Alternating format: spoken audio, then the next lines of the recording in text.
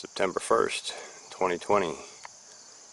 I've been trying to pay closer attention in recent years to when I plant any kind of crop into any soil plot, to pay attention to the subtle differences across where that soil's been treated differently.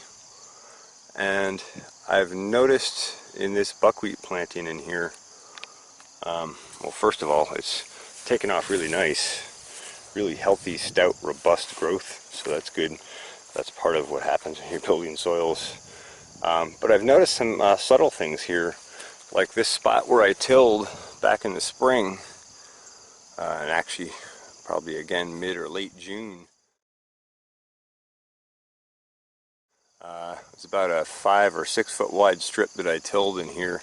This was orange Hawaiian marigold in here last. And what inspired me to snag the camera was all the butterflies that were and moths that were out here a minute ago. Here we go.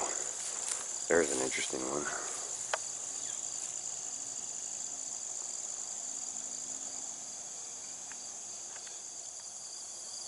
Oh, look at him going in after the nectar.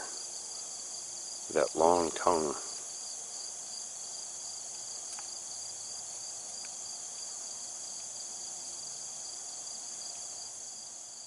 Well, that's fantastic news. I had not seen a single honeybee in any of this yet. I'm very surprised to see one in here. But that's cool. And on the left-hand side was a double row of Roma San Marzano tomatoes, and same on the right-hand side.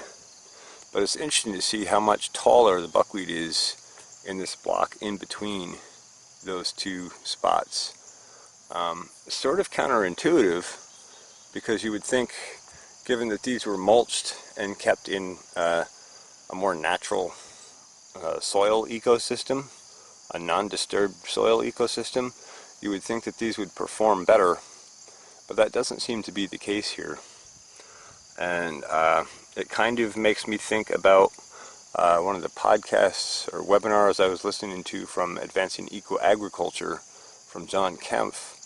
I think it's releasing manganese in the soil or something like that. But he talks about oxidation versus reduction in soils, and he kind of goes into that fairly deep, science-wise. But he talks about how different soils need, different management based on the soil. And when I listened to that talk, it really helped me click into another level of resolution of understanding, so to speak. Because I realize here with our heavy clay soils, that tilling is not necessarily a bad thing here. We kind of need some oxidation and aeration. These soils here in Tivoli are very heavy, tight clays, and if we don't open them up a little bit in order to get biology and life and nutrient and life cycles going in them, they really don't perform well. So, looking back at this, having considered that, knowing that this was tilled a couple times this year, and other than that, they were treated the same last year. Everything was tilled in here, and then these were planted in, and then these two strips to the left and to the right were mulched heavily and maintained. I'll try and dig up a shot of those. Some weeds did get out of hand in there last year, and they certainly did this spring, between springtime and when I got around to wiping those out and removing that infrastructure.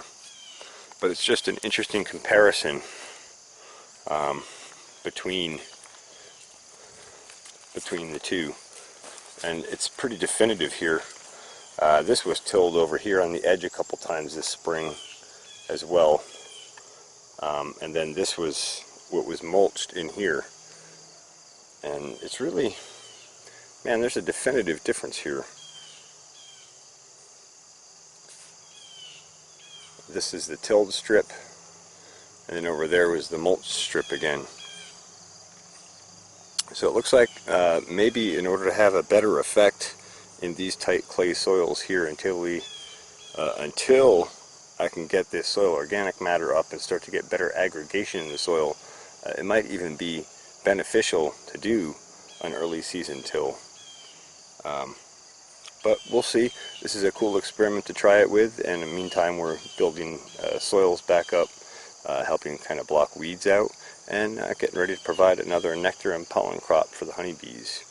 So that's always nice.